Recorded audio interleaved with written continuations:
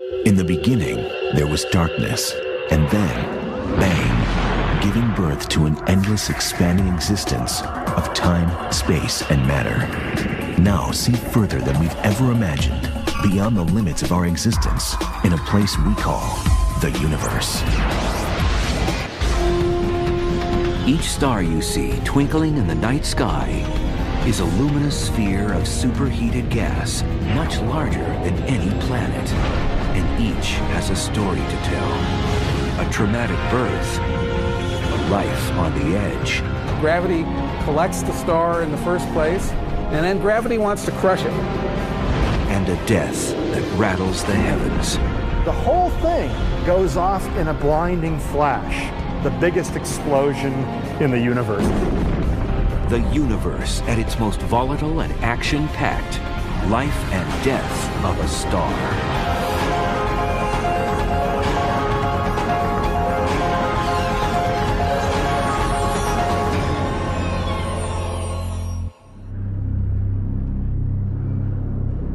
Like glittering cities in the desert, galaxies arise out of the great darkness of the universe. Galaxies made of billions of blazing lights called stars. There are billions and billions of stars. In fact, in our galaxy, there are 400 billion stars just in our galaxy. But how were these stars born? How will they die? And how can it be that all human beings on Earth owe their lives to the deaths of stars? The quest for answers begins here, in a cloud of dust and gas, hovering in the interstellar desert. You are looking at the pillars of creation. The pillars of creation are a stellar nursery. New stars are in the process of being born in the central regions. Located 7,000 light-years from Earth, the pillars are part of the Eagle Nebula, which is just one of billions of star-forming regions in the universe. The pillars are towering clouds of dust and hydrogen gas. If you remember the periodic table of elements from chemistry class, you have the light elements up at the top, hydrogen, helium, lithium, this sort of thing, and then the really heavy ones as you get lower down. It's hydrogen, the lightest, simplest, most abundant element in the universe, that is the key component of stars. Within a nebula, clumps of this gas and dust slowly coalesce into smaller clouds over millions of years, pulled together by a very familiar force.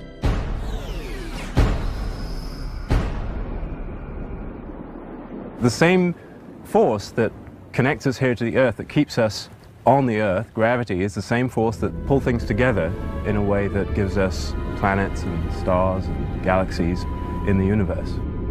Gravity, in many senses, is the most important force in astronomy. And when gravity acts in the universe, one of the basic things that it produces is stars. Stars are sort of the most basic unit of mass that is produced when gravity pulls mass together. Each contracting cloud can produce anywhere from a few dozen to thousands of stars. To form a star like our Sun, which is 1 million miles across, it takes a clump of gas and dust 100 times the size of our solar system. These clouds start off their lives bitterly cold, with temperatures hundreds of degrees below 0 Fahrenheit.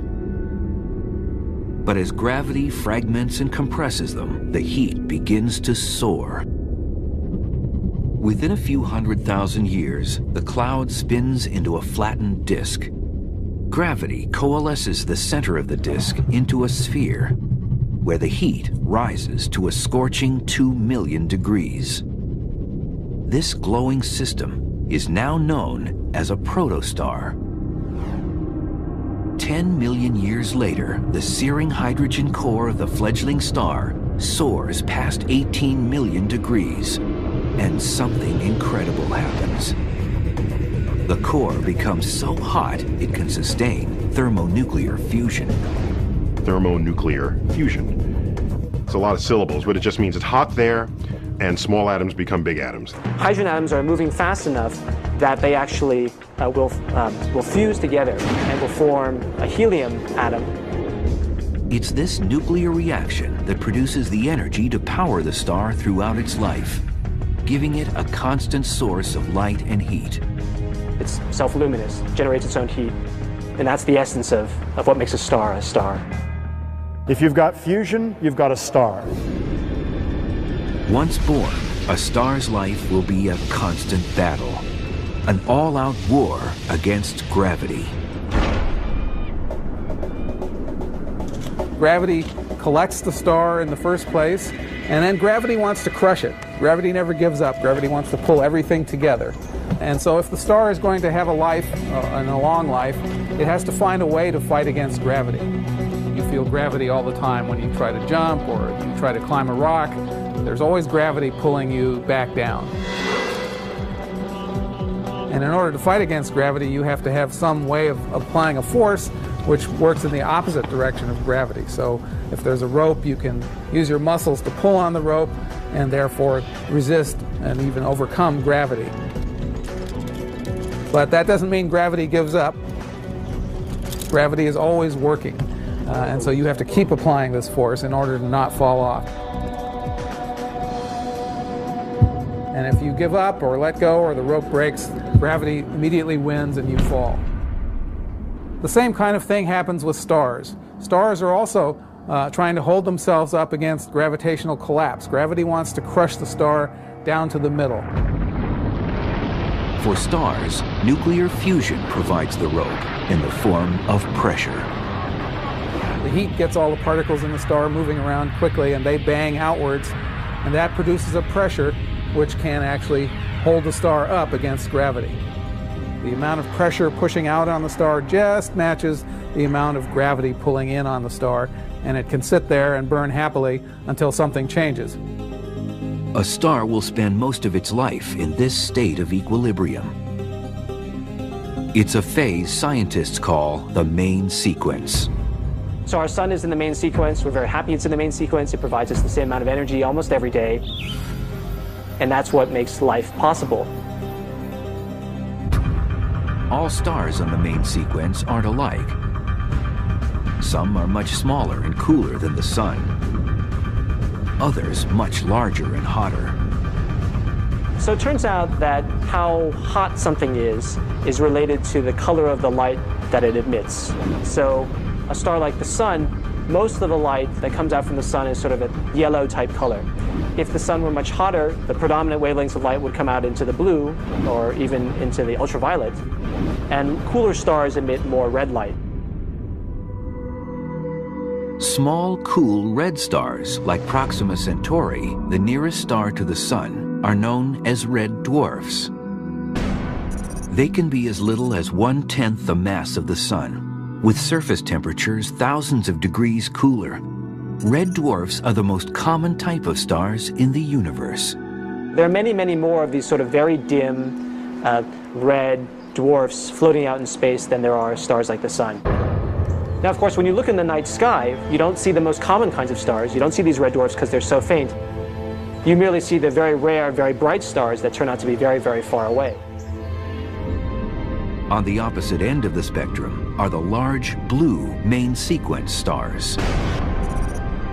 Averaging a surface temperature of 45,000 degrees Fahrenheit, they can be 20 times the mass of the sun and 10,000 times more luminous. In the life and death of a star, size definitely matters. Mass is the fundamental thing which drives the life history of a star. The more massive stars live much shorter lives than the less massive stars. And that's perhaps a little bit strange sounding, because the massive stars have more fuel to burn. You'd think they'd live longer. So it's counterintuitive that more massive stars will burn through their fuel more quickly than the lower mass stars. Imagine two gamblers sitting down at a blackjack table. You would expect the one with the most money, the most fuel to burn, would last the longest. But what if the big-time gambler is making huge bets on every hand? A gambler that is gambling with a lot more money and putting down $10,000 at a time is going to burn through that money much more quickly. And so the more mass you have, the higher temperature, the higher pressure, the higher the fusion rate. And it goes much more quickly with the more mass you have. And it's always just simply the calculation. How much fuel do you have? And at what rate are you converting it?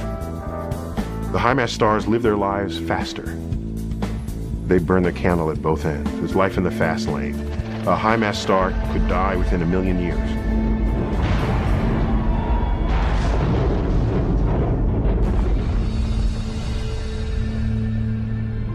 A star 10 times as massive as our sun might live for only 1/1000th as long. So our sun will live for about 10 billion years in total. A star 10 times as massive as our sun might live only 10 million years in total. While massive stars have lifespans measured in millions of years, the lowest mass stars measure their lives in tens of billions, if not trillions of years. Every low-mass star that has ever been born in the universe, and the universe has been making stars for more than 10 billion years, all of those stars are still in their infancy. No such star that's ever been born has ever come close to dying. But for all stars, including our own sun, life on the main sequence can't go on forever. It can only last as long as the star has fuel to burn. If it runs out of fuel, fusion stops and gravity wins. Gravity never gives up, whereas fuel, of course, can run out after a while. And so the star and the climber both have this terrible problem that if they don't maintain their fight against gravity, they will end in a death, a cataclysmic death. Not only does the size of a star influence how long it will live, it also determines how it will die. Massive stars explode from the scene in violent fury, while smaller ones are doomed to slowly fade away. For 5 billion years, our sun, a lower mass, middle-aged star, has been happily burning through its supply of hydrogen fuel, like a gambler slowly plowing through a pile of chips. The gambler, you may sit there for a long period of time, just like a star burns its hydrogen for a really long period of time. However, at some point, she's going to run out of money. Scientists predict that 5 billion years in the future, our sun will reach this critical crossroads. Its supply of hydrogen fuel will have been completely exhausted. Nuclear fusion will cease, and gravity will begin to crush the star. At that point, the situation is desperate. In order to survive, a sun-like star must find a new source of fuel. It has helium on hand, but in order to start burning helium, the core has to be 10 times hotter than it was during its lifetime burning hydrogen. It won't be able to fuse that helium into heavier elements like carbon and oxygen until the core gets sufficiently hot. And that's because it's harder to get the helium nuclei close enough together for the strong nuclear force to take over, grab them, and cause them to fuse together. As it continues to contract inward, nature throws the star a lifeline.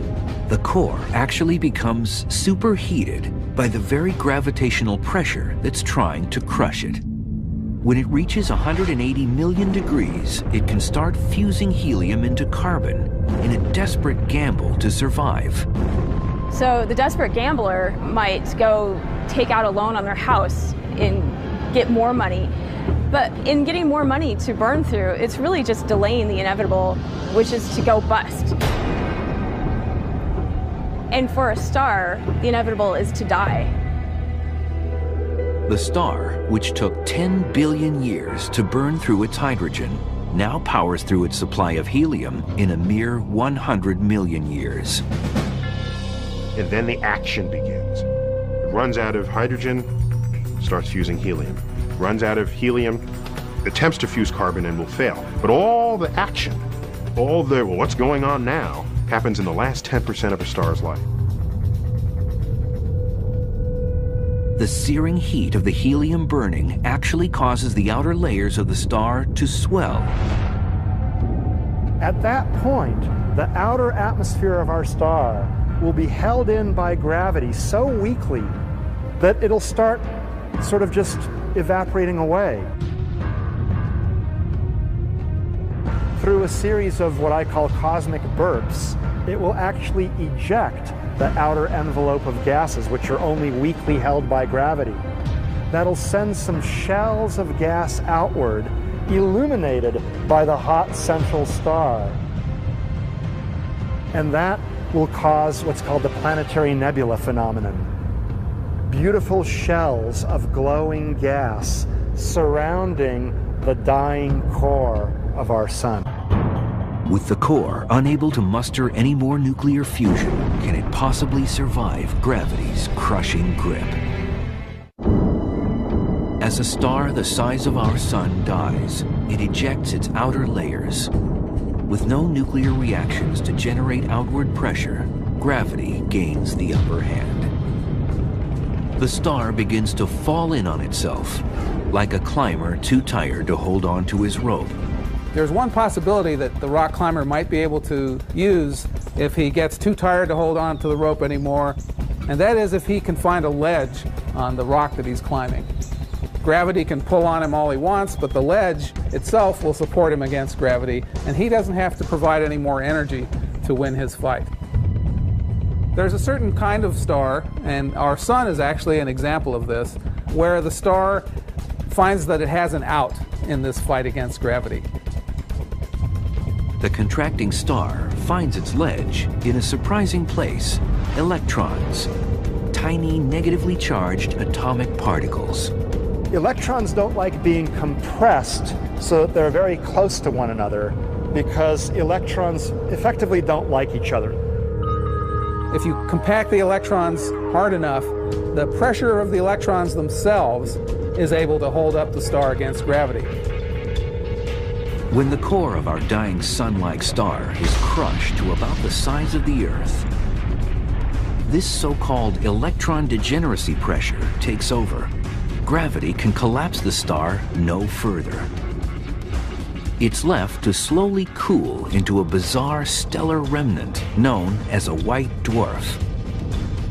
Like this one, Sirius B, which can be seen only faintly aside its companion, Sirius, the brightest star in our sky.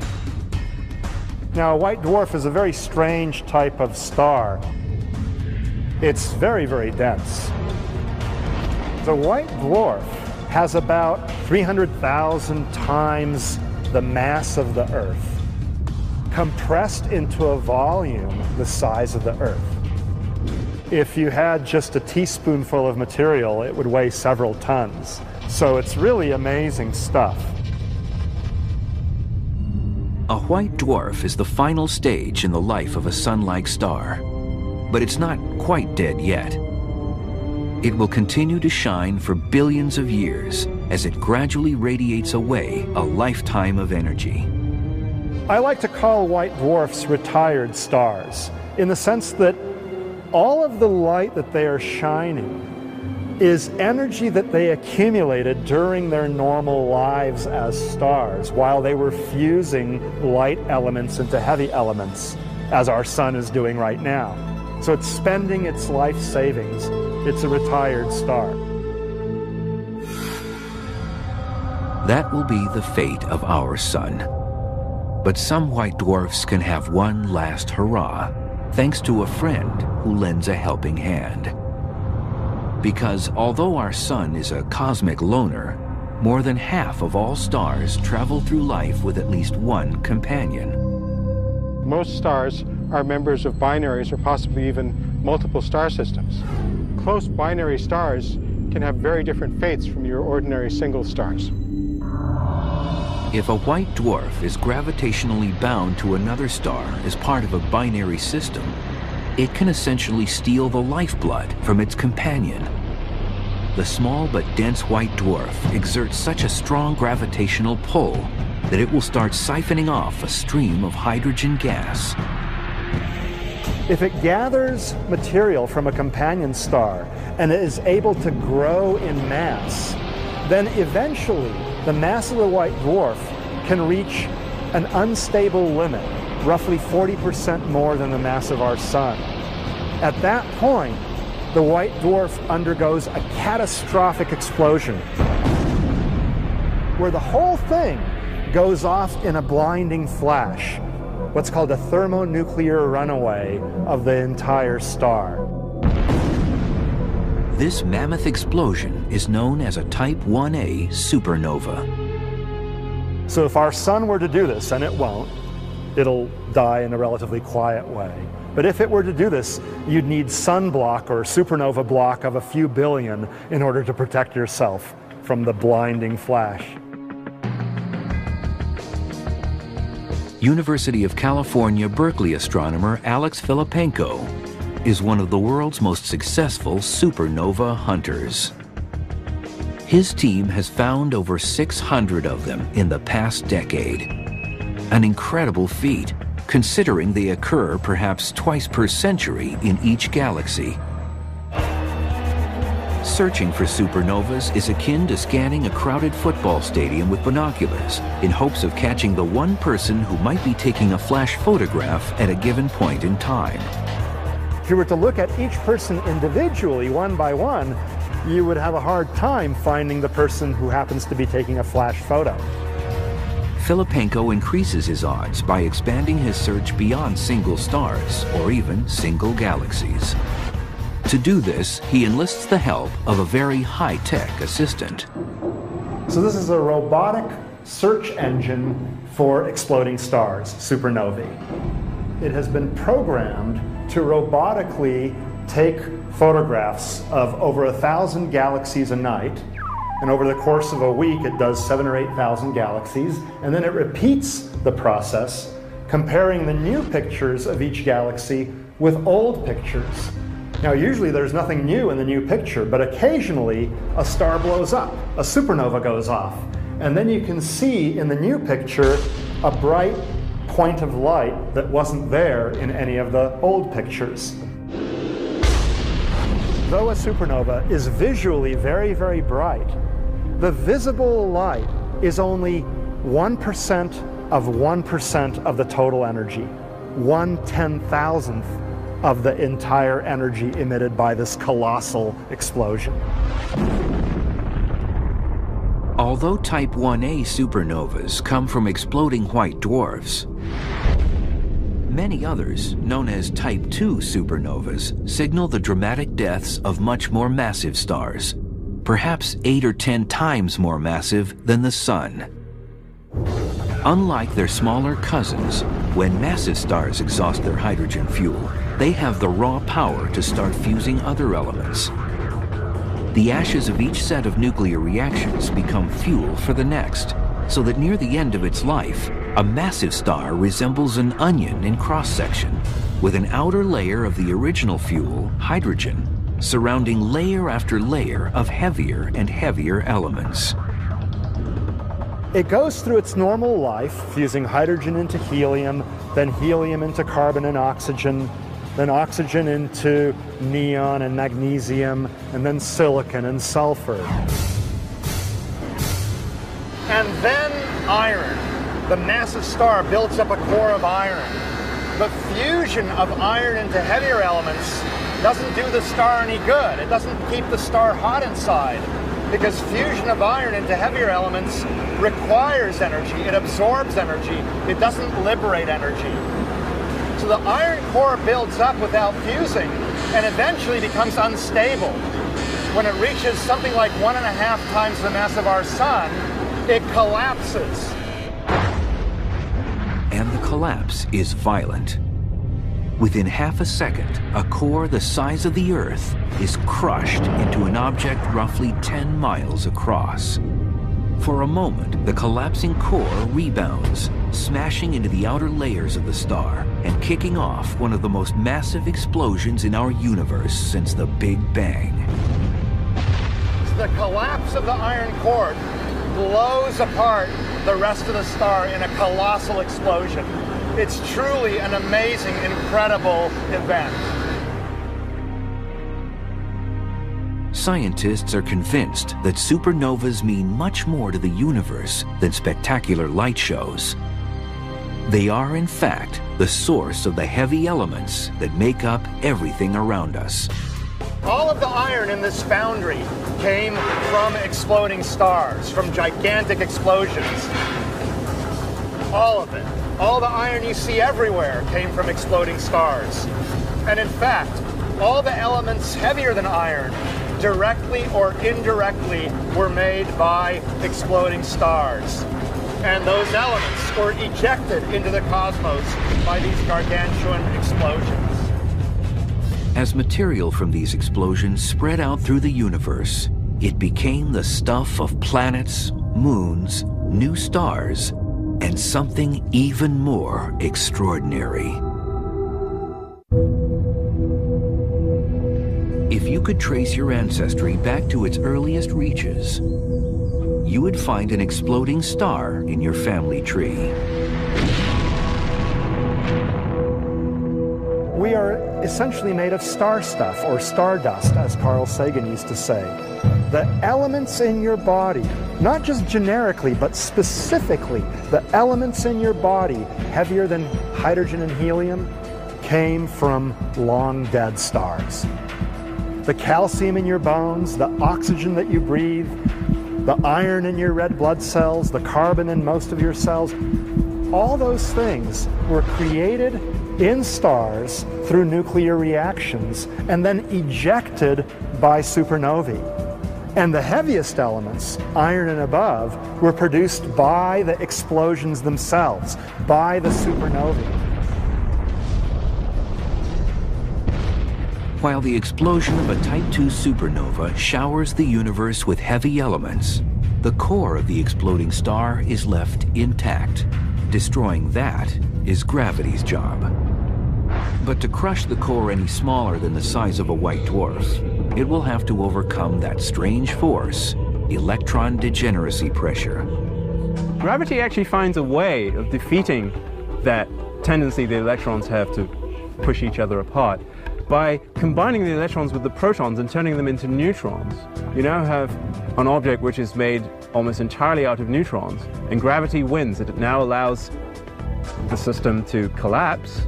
Further, there are no longer electrons stopping that, and gravity seems to win. Except, neutrons, it turns out, also don't like each other, and you end up with a new stable object, even smaller, even more dense, called a neutron star. Compared to normal stars, neutron stars are cosmic pebbles. They can be as small as 10 miles across. So imagine you take a star about 1.5 times the size of our sun, and then you compress all of that material down into a very small space, about the size of Manhattan. You've just made yourself a neutron star. Squeezing that amount of mass into such a small space makes for an extremely dense object. 1 teaspoonful of neutron star material would weigh 1 billion tons. Neutron stars are some of the most exciting and weird objects in the universe that astronomers study. If a human being were to stand on a neutron star, it would be a somewhat uncomfortable experience. On Earth, if they weighed about 150 pounds, on a neutron star, they would weigh something like 10 billion tons. Our biology can't stand that amount of pressure, and so a human being would essentially be squashed flat against the surface of the star. In addition to that, neutron stars are spinning at an incredibly high rate, hundreds of times per second in some cases. It's this rapid spin that enabled astronomers to first identify neutron stars. Some neutron stars are spinning really rapidly, and they have a really amazingly high magnetic field. That magnetic field, together with the spin, forces a bunch of charged particles, electrons, to go along the axis of the magnetic field. And those accelerated electrons give off light. They produce a well-focused beam of light. Now, This is like a lighthouse whose beam is always on, but you only see it when the lighthouse beam intersects your line of sight. In a similar way, we might see the shining neutron star only when the beam points at us. That object is called a pulsar. Some stars are so massive, perhaps 25 or 40 times the mass of the Sun, that not even a neutron star can hold up under the weight of their collapse. And gravity will crush them even further into an object of infinite density and almost equally limitless fascination, a black hole. In some sense, a black hole represents the ultimate death of a star. A black hole is basically gravity's victory over mass. It is complete collapse of a star, a very massive star. This collapse creates a region of space where matter is compressed into such a high density that its gravitational field is inescapable. Black holes are remarkable in that nothing can escape from them, not even the fastest moving thing we know of, which is light. You shine a flashlight beam up, and even it won't leave. The beam will curve back around, so you won't be able to see it from the outside, hence the name black hole. A common misperception is that black holes just go sucking up everything in the universe. Like that, just like cosmic vacuum cleaners sucking up everything in their vicinity. That's actually not true. Now, objects that are very close to black holes do get sucked in. But if you're comfortably far away with the proper trajectory, you won't get sucked in. Scientists have long suspected that there is yet another class of supernova involving even bigger stars and even more powerful explosions. Stars that collapse so catastrophically that they leave behind no remnant, not even a black hole. But no one had ever seen one until now. Even after billions of years, the universe is still surprising us with its raw power. In the fall of 2006, astronomers observed the largest stellar explosion ever witnessed by man. 240 million light years away from Earth, a massive star blew itself apart. Alex Filipenko and his team at the University of California, Berkeley were amazed at the power of the explosion. And the total energy emitted was 100 times as much as the energy of a normal massive explosion. It's an amazing, really powerful explosion. A normal supernova comes from the explosion of a star 10 times more massive than our Sun. Incredibly, supernova 2006 GY, as astronomers have dubbed it, seems to have signaled the death of a star 150 or even 200 times more massive. That's about as massive as a star can get. Scientists are still studying the aftermath of the explosion, but they think supernova 2006 GY has a lot to teach us about the first stars that populated our universe. We actually think that the first generation of stars tended to be really massive, and they probably exploded by this mechanism. It's these mega explosions that likely seeded the early universe with heavy elements. These extremely massive stars are the largest iron factories in the universe. A single star, 150 times the mass of the Sun, can produce 20 or 25 solar masses of iron. It's incredible. In the cycle of life, not only here on Earth, but in the cosmos, as stars die, particularly those that die spectacular deaths, the high-mass stars that manufactured heavy elements in their cores, those give the seeds of the next generations of stars that then increase the likelihood that that next generation will have planets, and planets that contain the ingredients of life itself. Supernovas aren't the only energetic events in the life and death of a star. Right now, across the universe, there are 1,000 pairs of stars engaged in brilliant dances of fire. For some, this dance will end in catastrophe. Astrophysicist Joshua Barnes of the University of Hawaii studies what happens when stars collide. We don't have the luxury of watching stars collide. A pair of stars, as they draw close enough to collide, would just be a single dot of light, even in the largest telescopes that we have. So we need to investigate these things with a computer. Using computer models, astrophysicists can take any two types of stars and find out what happens if they become involved in a stellar smash-up. The models pose hypothetical situations and then see what happens. And you could sort of imagine this is like studying collisions of cars, and you were taking them out and smashing them together in the parking lot, one after the other, to see what came out of them. Among the most explosive collisions modeled by astrophysicists is the clash of two orbiting neutron stars. Typically, they're bound together as a pair orbiting one another, and as they orbit, they disturb the space-time around them and create waves of energy. And the energy to do that slows the stars down so they get closer and closer together. As they get really close together, they're orbiting around hundreds or even 1,000 times per second. The final event is very dramatic. When two neutron stars collide, they're moving at nearly the speed of light. Although the final collision takes only a fraction of a second, it unleashes more energy than the sun will generate in its entire lifetime. Thanks to computer modeling, we can also predict what would happen if a highly dense white dwarf collided with our sun. It would be a frightening collision. When it got close enough, the gravitational field of the white dwarf would start to distort the sun, so the sun would no longer remain a sphere. It would sort of turn into an egg shape as this thing came close. As the white dwarf plows into the sun at supersonic speed, its gravity would send an enormous shock wave throughout the star. And that would produce so much thermonuclear energy to essentially explode the sun.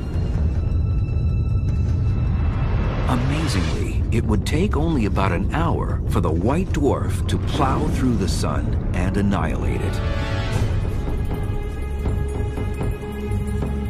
If this scenario came to pass, life on Earth would be doomed.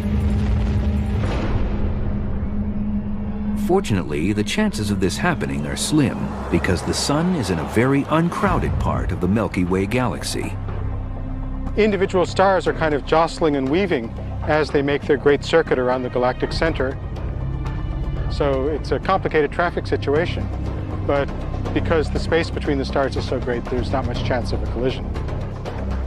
If you were to wait out here on this beach until you saw the collision between the sun and another star, you would wait a long time.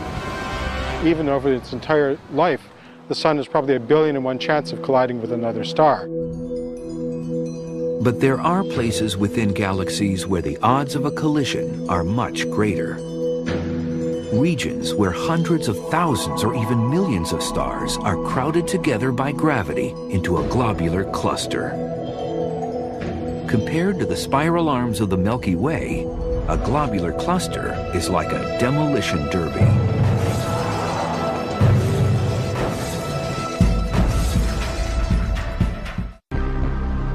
The odds of two stars colliding in the spiral arms of our galaxy are only about 1 in a billion. But within a globular cluster, stars are packed 1,000,000 times more densely than elsewhere in the Milky Way. In the Milky Way, everybody is pretty much going in the same direction. But in the globular cluster, there's no organized motion. They're basically all orbiting around the center on orbits which are aligned in all sorts of different directions.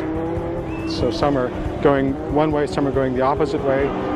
In these crowded, chaotic conditions, stars collide on average once every 10,000 years. Every star in a cluster was born at roughly the same time.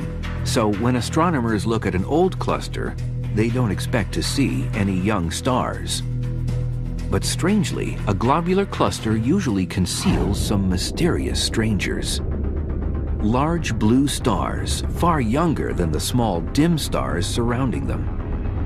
These seemingly impossible stars are known as blue stragglers. The mystery of blue stragglers is that they're, in some sense, younger than they have any right to be. All of the stars of that mass and that luminosity would have died off billions of years ago in these clusters. So the puzzle is, where did these things come from? How did they get into these star clusters? Astrophysicist Joshua Barnes thinks he knows the answer.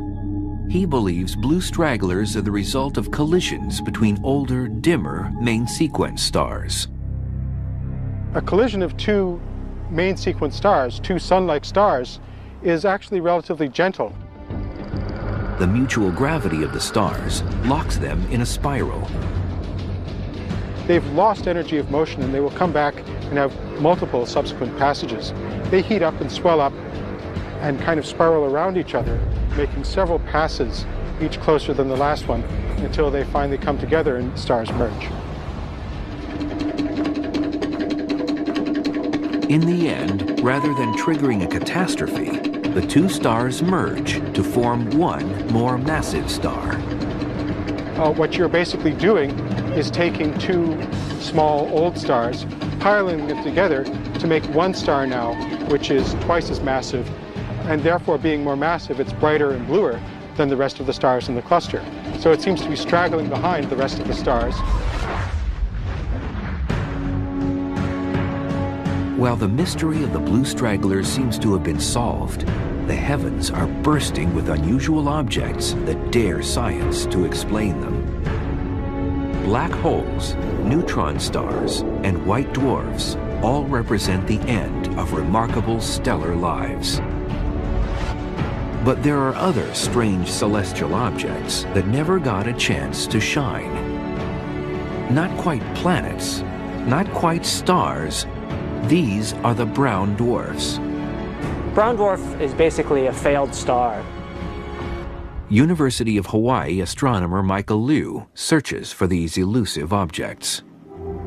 Stars produce a lot of light. They're very easy to see a long ways away, but brown dwarfs are very low temperature, and so they emit very, very little light. Because they're so dim, it means we can only see them if they're very close to us. A brown dwarf has the same ingredients as a star, but it simply doesn't have enough mass to sustain nuclear fusion. If something is born with less than 8% the mass of the sun, then it can't produce its own energy. It's essentially a failed star. Without fusion, these failed stars start to act more like planets.